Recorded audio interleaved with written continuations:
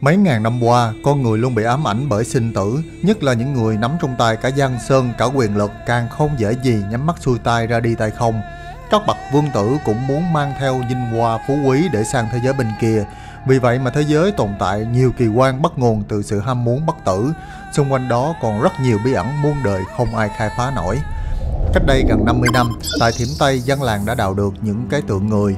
Ban đầu thì họ nghĩ đó là tượng thần hay là Phật gì đó, nhưng mà chính sự vô tình này đã hé lộ một kho báu vô giá của nhân loại, khiến cả thế giới giật mình, thu hút rất nhiều sự chú ý đổ dồn về đây, trong đó có mình nữa.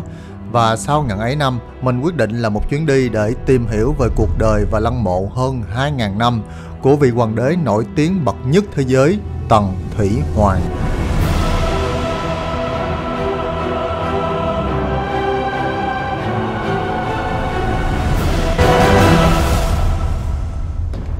Xin chào mọi người, bây giờ thì mình đang đi trên đường ra nhà ga xe lửa nè, sắp tới rồi, bây giờ cũng giờ trưa rồi đó. Trời ơi, cái gì đâu mà đông muốn nghẹt thở luôn vậy. Cái này là mình đổi 25 triệu nè, để đi qua Trung Quốc, đi du lịch nửa tháng. Bữa nay đang có lễ hội gì đó không biết nữa, mà ngày nghỉ nên ta đi rất là đông. Chen lấn đông đúc mệt muốn xỉu luôn, bây giờ phải đi lên tàu ha, cho đúng giờ. Chào mọi người, lâu rồi chúng ta mới gặp lại. Đây là chuyến đi của mình trước vài tháng dịch bệnh xảy ra, nên mọi người đừng có thắc mắc là tại sao không có ai đeo khẩu trang ha. Từ Việt Nam thì mình bay qua Quảng Đông cho rẻ, rồi sau đó đi xe lửa đi lên Tây An. Vì là ngày lễ nên không còn vé máy bay mà cũng không còn tàu siêu tốc luôn, bắt buộc mình phải đi cái tuyến tàu lửa cũ và phải ngủ xuyên đêm, đi gần 17 tiếng đồng hồ lận, gần 1.800 cây số đi từ Quảng Đông mà đi lên tới Tây An. Tàu chạy rồi. Mình thực sự rất là nhớ những cái chuyến đi hồi chưa có bị giãn cách hay là bị phong tỏa. Tha hồ đi đó đi đây, chẳng phải khai báo mà cũng không cần mang khẩu trang nữa. Người ta nói cuộc đời là những chuyến đi, giờ cuộc sống là những buổi chia ly và cách ly. Nhất định sau dịch phải là một chuyến đi cho đã đời. Ngủ một giấc thì sáng mai chúng ta sẽ tới thành Trường An Đại Đường.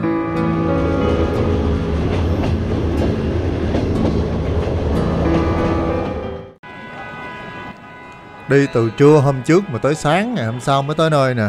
Trời ơi, bây giờ mắt nhắm mắt mở nhìn vòng vòng mà hả, không biết đi đâu hết. Bây giờ là 5 giờ sáng mà mình vừa xuống Tây An. Đây là ga tàu lửa của Tây An. Tây An ngày xưa là kinh đô của nhà Đường có tên là Trường An. Đây chính là nơi mà Đường Huyền Trang đã đi thỉnh kinh tới Thiên Trúc.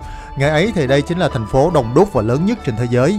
Hiện nay thì Tây An của Trung Quốc cùng với Rome của Ý, Athens của Hy Lạp và Cairo của Ai Cập được coi là tứ đại cố đô của nền văn minh loài người. Ở đây thì chúng ta sẽ thấy đó là tường thành bao bọc thành Trường An rộng 14 cây số vuông, được xây từ thời nhà Minh. Sau đó thì mình sẽ đi đến lăng mộ của Tần Thủy Hoàng. Đúng kiểu lạc lối với thành phố lạ luôn, sáng sớm còn buồn ngủ gần chết luôn mà phải đi tìm đường nè. Mới có 5-6 giờ sáng mà thành phố đã ồn ào tấp nập rồi, xe cộ thì bóp kẹn sùm hết. Mình vẫn chưa tìm được xe buýt. Giờ không biết tiếng nữa chứ mà cũng phải hỏi thăm người ta nữa. Đưa cái hình là ông này không biết là mình muốn đi đâu liền, ông chỉ mà hồ Phật.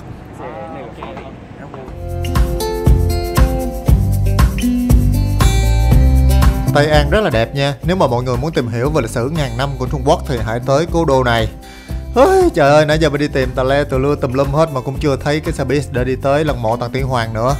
Đi kiếm cho giữ ai về, xe buýt nó nằm ngay trước mặt luôn ở phía trước của ga tàu lửa. Từ Tây An thì chúng ta sẽ bắt tuyến 42 để đi tới Phan Chí Thành, rồi sau đó sẽ bắt tiếp tuyến 306 để đi tới lăng mộ, đi thêm khoảng 1 tiếng rưỡi nữa, tổng cộng là 2 tiếng rưỡi. Mình vừa đến đội quân Đất Nung của lăng mộ Tần Thủy Hoàng. Cái bia ghi dòng chữ là bảo tàng lăng mộ Tần Thủy Hoàng. Rất là hào hứng để đi khám phá lăng mộ của Tần Thủy Hoàng ngày hôm nay. Lăng mộ thì nằm ở phía bắc của núi Ly Sơn, thuộc huyện Lâm Đồng, thành phố Tây An, tỉnh Thiểm Tây của Trung Quốc. Đội quân Đất Nung thì được khai quật cách đây gần 50 năm và người ta cho rằng nó được chôn theo hoàng đế Tần Thủy Hoàng. Người Trung Quốc thì gọi đội quân Đất Nung đó chính là binh Mã Dũng. Đây chính là quảng trường để đi vào tham quan đội quân Đất Nung cách đây hơn 2.000 năm. Hôm nay không phải là Tết Thanh Minh mà mình vẫn đi viếng mộ đó thôi. Đây chính là lăng mộ của một nhân vật lịch sử có thật nổi tiếng, vị hoàng đế đầu tiên của Trung Hoa, và có đến hàng triệu người khắp nơi trên thế giới đổ về đây để viếng mộ của ông mỗi năm. Trước cổng thì người ta có làm tượng của Tần Thủy Hoàng doanh chính đây nè. Hàm Dương chính là kinh đô của nước Tần ngày xưa, rất là gần với thành phố Tây An. Người ta vẫn còn rất là thắc mắc tại sao lăng mộ của ông lại cách Hàm Dương tới gần 50 cây số. Chúng ta hãy cùng đi tham quan lăng mộ của Tần Thủy Hoàng đội quân đất nung, một sự thật cũng như là những bí ẩn rất là đặc biệt. Hãy cùng khám phá. Tần Thủy Hoàng của tên là Doanh Chính. Nhắc tới ông Hoàng này thì phải kể đến Lã Bắc Vi, bởi không có ông Vi thì không có ông Chính. Lã Bắc Vi là thừa tướng, nhưng mà trước đó để trèo cao thì ông đã có một kế sách kinh doanh sáng tạo nhất lịch sử của thiên hạ, thành công vô cùng mỹ mãn. Hạng mục kinh doanh của ông đó chính là đế quốc Đại Tần. Kinh doanh bình thường thua lỗ thì có thể làm lại từ đầu, nhưng mà nếu đầu tư vào chính trị mà thất bại là có thể đánh đổi bằng cả nhân mạng. Chuyện làng vậy, hơn 2.200 năm trước có một người tên là Dị Nhân thuộc hoàng tộc của nước Tần, nhưng mà bị buộc phải làm trắc tử, tức là con tin. Vào thời chiến quốc thì người ta hay giao con tin là vương tử hoặc là thế tử sang nước khác để cầm cố, và đó người ta gọi là trắc tử. Dị Nhân thì làm trắc tử ở thành Hàm Đan thuộc nước Triệu, rất là khốn khổ do mẫu thân của mình không có được sủng ái. Lúc này thì cha của Dị Nhân đang là thái tử, chắc chắn sẽ lên nối ngôi. Ông đang rất là sủng ái Hoa Dương phu nhân, nhưng mà bà này lại không có con trai. Biết được việc này, Lã Bắc Vi đã biến Dị Nhân trở thành con chốt giúp Dị Nhân đăng cơ mà Hồng chia sẻ lãnh thổ. Thế là Lã Bắc Vi đưa cho Dị Nhân hàng trăm lượng vàng để trang trải. Xong ông còn chi rất là nhiều tiền để sang nước Tần và còn dùng tiền để mua chuộc và gặp cho bằng được Hoa Dương phu nhân để gài hàng. Đại khái thì ông nói như thế này: phu nhân à, phu nhân dù đang được sủng ái nhưng mà nhan sắc rồi cũng sẽ phai tàn theo thời gian, trong khi phu nhân lại không có con trai để nói giỏi. Vậy thì phu nhân phải tính kế lâu dài mà thôi. Chi bằng chọn Dị Nhân hiếu thảo làm con nuôi, rồi bệ đỡ trở thành người kế vị để có thể sau này được sống trong nhung lụa khi về già. Phu nhân nghe vậy thì liền suy nghĩ lại, vì cám dỗ danh lợi nghe mát tai quá nên phu nhân cũng đồng tình, rồi đi thuyết phục thái tử đó chính là phu quân của mình, và cả hai người đồng ý lập Dị Nhân làm người kế thừa. Chưa hết, Lã Bắc Vi còn có vợ có tên là Triệu Cơ, dung mạo hết sức mỹ miều. Một hôm thì Dị Nhân đến nhà của Lã Bắc Vi để uống rượu và thấy Triệu Cơ nên đem lòng say mê mỹ nhân này và muốn Lã Bắc Vi phải nhường cô vợ đó cho mình. Cuối cùng thì Dị Nhân lấy được Triệu Cơ rồi sinh ra Doanh Chính. Nhưng mà có người cho rằng Triệu Cơ đã có mang với Lã Bắc Vi trước đó nên chưa chắc Doanh Chính là con đẻ của Dị Nhân. Doanh Chính ra đời đúng vào thời điểm đại chiến Tần Triệu. Trải qua tuổi thơ ở nước Triệu tới năm 9 tuổi thì mới được về nước Tần. Cuối cùng thì Dị Nhân cũng lên ngôi, lấy hiệu là Tần Trang Tương Vương, lập Triệu Cơ làm hoàng hậu, còn ban chức tướng quốc cho Lã Bắc Vi và thưởng 10 vạn lô đất ở Lạc Dương. Tần Trang Tương Vương tại vị được 3 năm thì mất. Doanh Chính lên nối ngôi khi mới 13 tuổi, lấy hiệu là Tần Thủy Hoàng. Đại Hàn Đảng mân客入殿，向大王谢罪。免礼。谢大王。Mình đi sớm để tránh đông người, nhưng mà mới sáng sớm thôi mà đã có rất là nhiều đoàn khách du lịch Trung Quốc.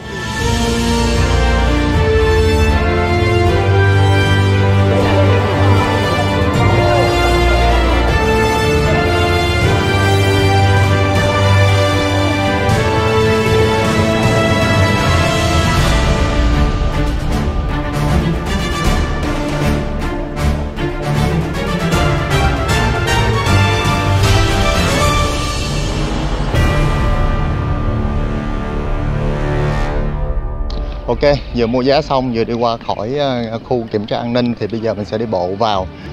Tần Thủy Hoàng rất nổi tiếng, ông được mệnh danh là một trong những vị vua rất là tàn bạo và khát máu.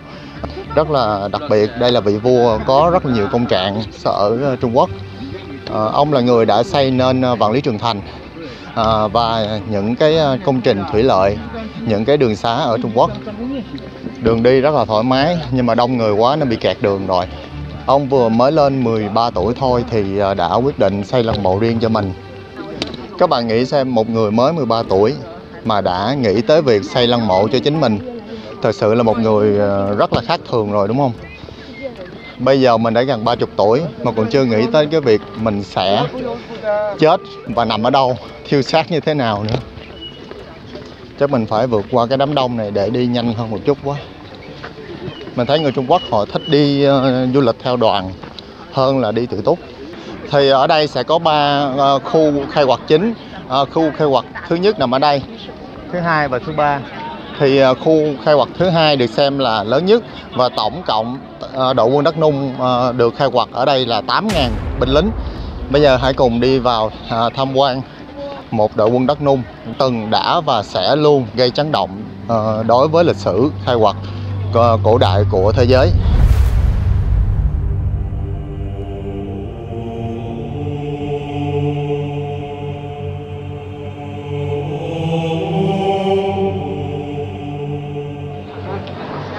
Đây rồi,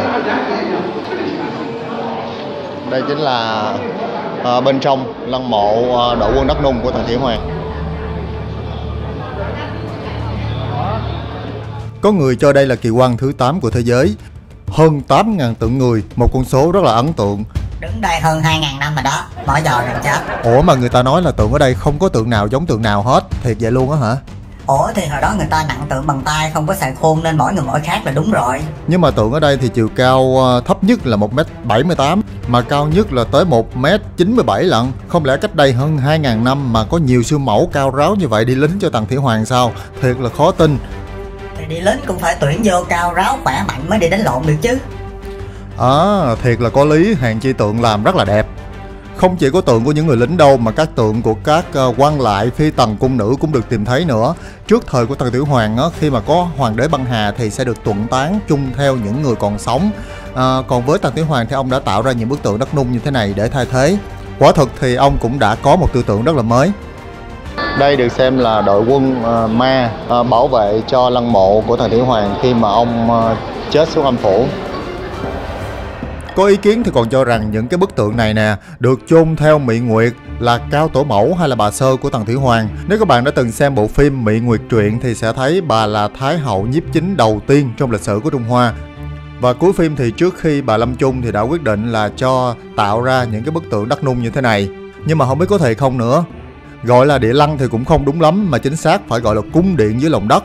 Bởi địa lăng ở đây có đầy đủ những cái cung tẩm, phòng ốc mà mọi thứ như là lúc Tần Thủy Hoàng còn sống.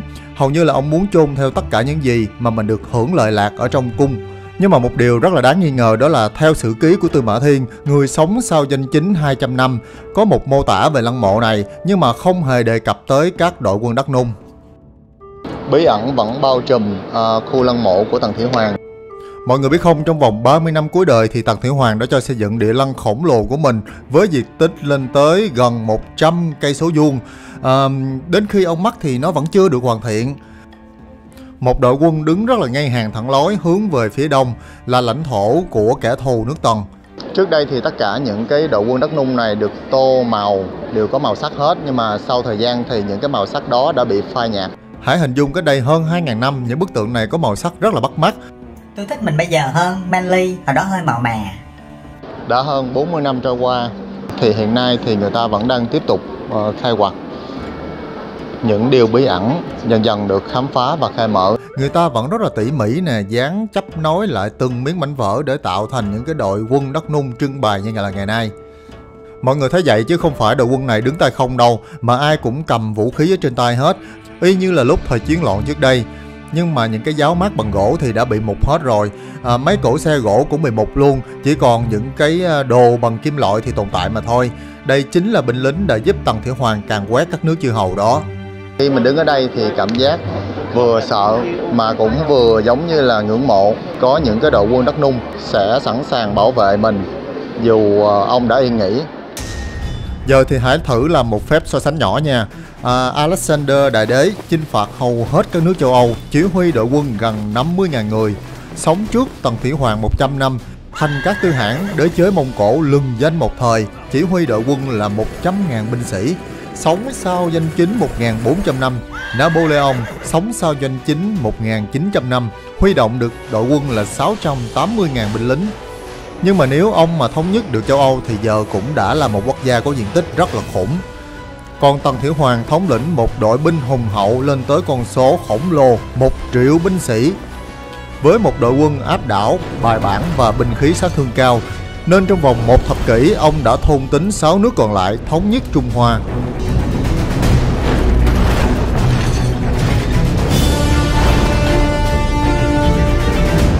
Cùng lúc đó thì tại xứ sở Bà La Môn đang là đế quốc Khổng Tước dưới thời của A Dục Vương, Phật giáo lúc này rất là hưng thịnh. Còn tại vùng đất Bách Việt, Thục Phán, An Dương Vương thống nhất 2 bộ lạc Âu Việt và Lạc Việt, tạo thành nước Âu Lạc, đóng đô tại thành Cổ Loa. Sau khi thống nhất Trung Hoa thì Tần Thủy Hoàng đưa quân chinh phạt nước mình, nhưng mà gặp rất nhiều trở ngại về địa lý và thời tiết nên vô cùng thất bại thảm hại. Và đó được ghi nhận là chiến công bảo vệ đất nước đầu tiên trong chính sử của Việt Nam.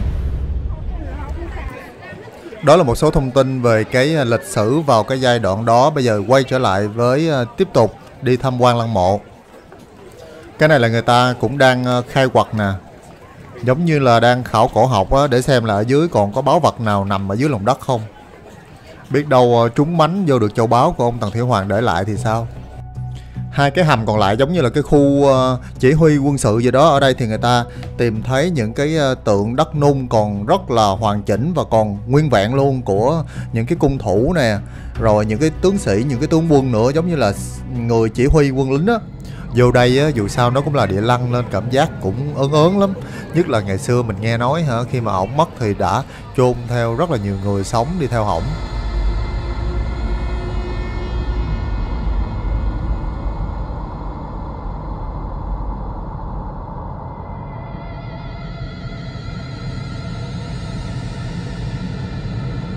Ngoài những cái đồ làm bằng đất sét, bằng gốm thì người ta còn tìm thấy hai cái cổ xe bằng đồng nè, làm rất là đẹp tỉ mỉ. Cách đây hơn 2.000 năm mà người ta có thể làm đẹp như vậy rồi.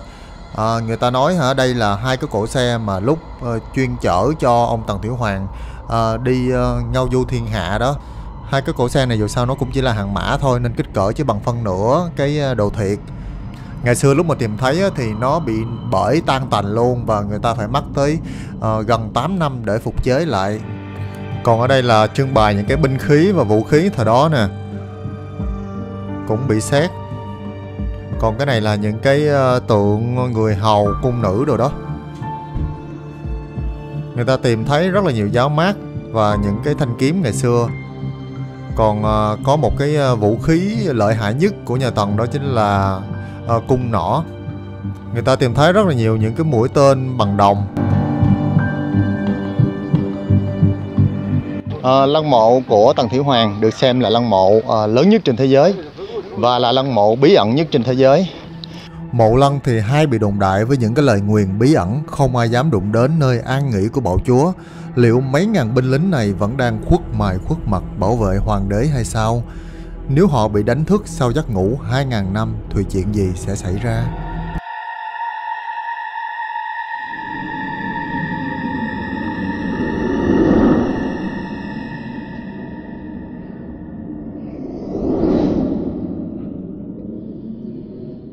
Vậy là mình đã đi tham quan xong cái đội quân đất nung của Tần Thủy Hoàng, mất 3 tiếng đồng hồ. Thì mình thấy ở đây không có nhiều tiếng Anh nên mình không có đọc được nhiều cái thông tin. Bước ra khỏi bảo tàng thì mọi người sẽ thấy một dãy các cửa hàng bán rất là nhiều đồ lưu niệm.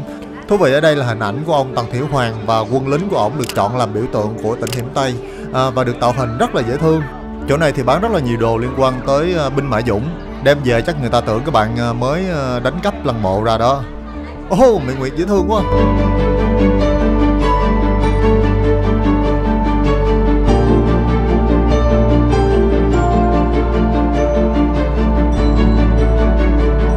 Ở đây thì bán rất là nhiều đồ lưu niệm và đồ trang trí hay ho nè, ốp lưng điện thoại nè, túi sách nè, móc gắn chìa khóa, gấu bông, giấy bút, trời quá trời luôn. Có mấy chỗ này nè người ta còn bán những cái đồ là tượng đất sét đun theo cách cổ xương ngày xưa luôn á. Đây, giờ đây còn mấy gấu bông dễ thương lắm kìa. Ở đây nhìn nào cũng muốn mua hết trơn á. Cái này là mua vài tấm hình về làm kỷ niệm chơi.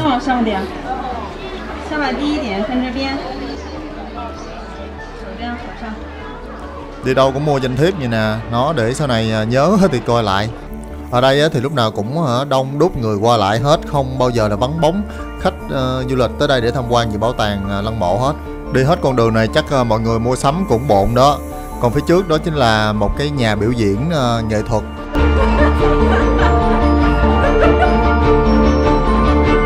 Bây giờ thì mình sẽ di chuyển đi qua lăng mộ chính của Tần Thủy Hoàng, cách đây hơn 1 cây số. Đó chưa phải là phần chính của câu chuyện đâu. Địa lăng còn một di tích khác bí ẩn hơn nữa và nhiều câu chuyện hấp dẫn hơn.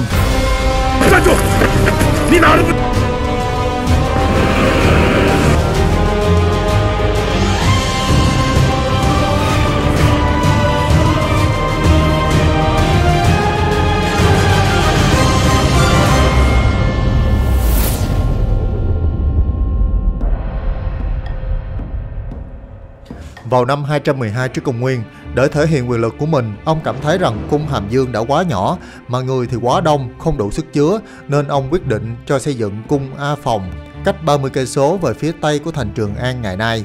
Theo sử ký Tư Mã Thiên, ước tính số người được điều đi xây cung A Phòng và lăng mộ của mình lên tới hơn 70 vạn người. Chỉ riêng phần chính điện thôi, rộng bề ngang đã là 500 bộ, hơn 800 m, và chiều dài là 50 trượng, hơn 150 m, có thể chứa được hàng vạn người. Công trình này làm hao tiền tốn của, kiệt quệ sức dân, nên không ít lời chỉ trích và nguyền rủa từ thần dân. Trước cửa chính điện còn cho đặt 12 tượng bằng đồng, được đúc bằng số binh khí tịch thu trong thiên hạ. Mỗi tượng thì nặng 24 vạn cân và cao 3 trượng. Rồi ông còn cho tổ chức cúng tới trời đất Giang Sơn rất là linh định.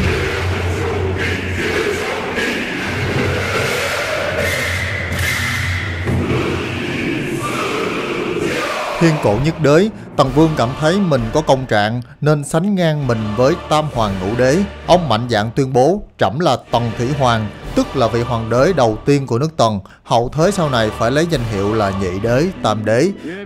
Trẫm ban đầu có ý nghĩa rất là bình thường, nghĩa là ngã, là tôi, ai cũng xưng được hết. Nhưng mà kể từ khi Tần Thủy Hoàng tự xưng là trẫm thì không ai dám xưng như vậy nữa. Và đó cũng chính thức trở thành cách xưng hô của hoàng gia. Cũng vì đạo lý, danh bất chính thì ngôn bất thuận, ngôn bất thuận thì sự bất thành. Có tới hàng vạn cung nữ ở đầy ở trong cung, đâu chỉ là tam cung lục viện 72 phi tần. Các cung nữ đều trang điểm xinh đẹp như hoa, kiều diễm. Họ luôn trông ngóng hy vọng mình được hoàng đế sủng ái.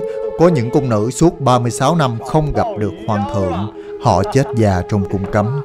Cung A Phòng lớn tới nỗi khi Tần Thủy Hoàng qua đời thì nó vẫn chưa được hoàn thành. Và theo như mô tả thì khi Hạng Vũ nhập quan, ông đã cho phóng hỏa đốt cháy, lửa cháy suốt 3 tháng vẫn chưa hết.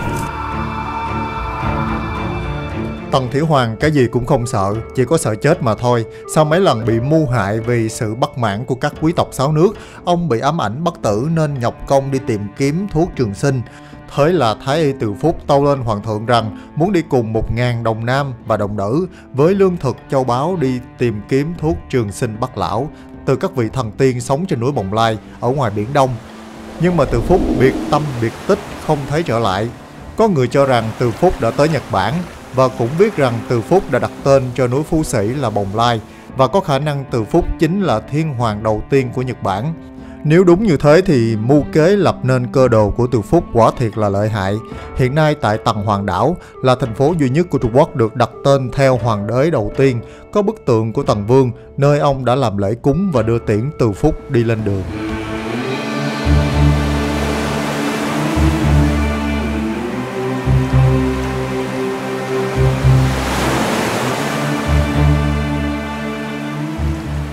Bây giờ thì mình đang đi xe điện để đi vô cái nơi an nghỉ chính của ông vua nè. Đó, mọi người nhìn xa xa thấy gì không? Đó, cái đồi đó.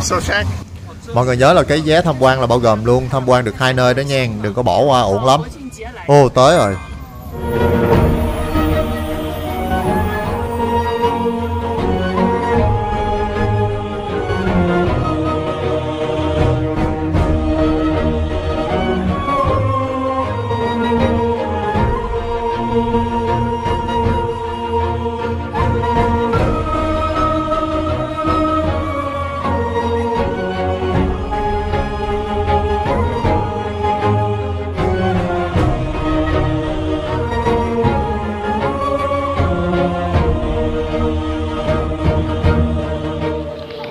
Sau lưng mình hiện nay đó chính là Kim Tự Tháp, được cho là lăng mộ của Tần Thủy Hoàng. Nhưng mà người ta không có chắc rằng thi thể của ông vẫn còn nguyên vẹn hay không.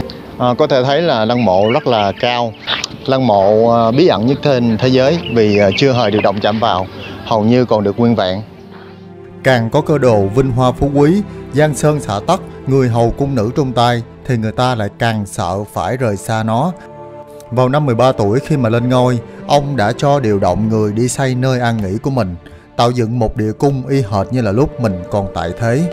Ông đâu có ngờ rằng mình càng uống cái thứ thuốc trường sinh do ngự y của mình bào chế lại chính là án tử mang ông xuống địa lăng do chính ông xây dựng nên càng sớm hơn.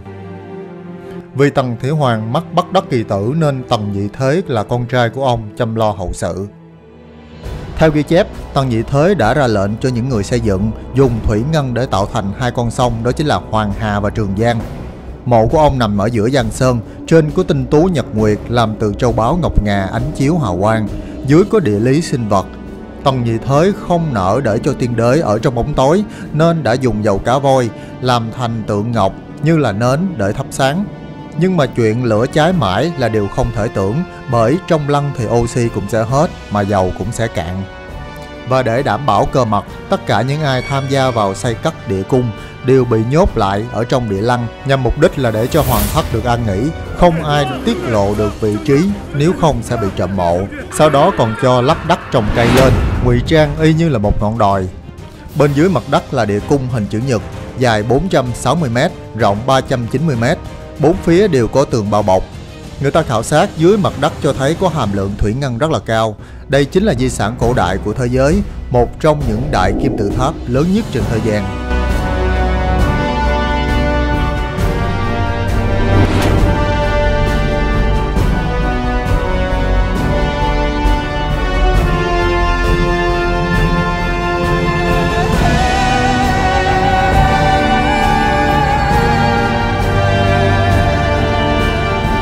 Chưa có ai dám đụng chạm và khai quật vào cái lăng mộ của Tần Thủy Hoàng. Thứ nhất vì theo truyền thống của người Trung Quốc thì họ rất là tôn thờ. Cái thứ hai nữa là do kỹ thuật hiện đại bây giờ chưa đủ trình độ để có thể khai quật làm sao để đảm bảo rằng thi thể của ông và những cái cổ vật không bị ảnh hưởng. Điều đáng lo ngại nhất đó chính là họ có thể bị nhiễm thủy ngân hoặc là bị đụng chạm những cái bẫy được cho là có những cung tên ở bên trong lăng mộ của Tần Thủy Hoàng, mà khi bất kỳ ai thâm nhập vào thì nó sẽ tự bắn ra và giết chết người đó, rất là nguy hiểm. Có thể bỏ qua chỗ này nếu các bạn muốn tiết kiệm thời gian, vì ở đây thì cũng thấy chỉ được cái ngọn đồi thôi và cũng không có ai leo lên ngọn đồi ở trên kia cả.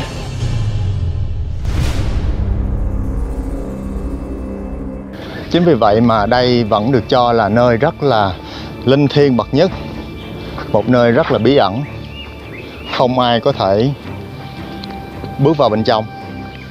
Và người ta cũng không biết chắc là cái thân xác của vua Tần Thủy Hoàng nằm ở bên trong lăng mộ nó còn nguyên vẹn hay không, vì cũng đã hơn 2000 năm. Vậy là mình đã tham quan xong địa lăng của Tần Thủy Hoàng. Hy vọng rằng mọi người thích vlog này. Hẹn gặp lại mọi người vào tập khám phá những cái cung tẩm của hoàng đế, như là Thanh Đông Lăng của các hoàng đế nhà Thanh. Hẹn gặp lại ha.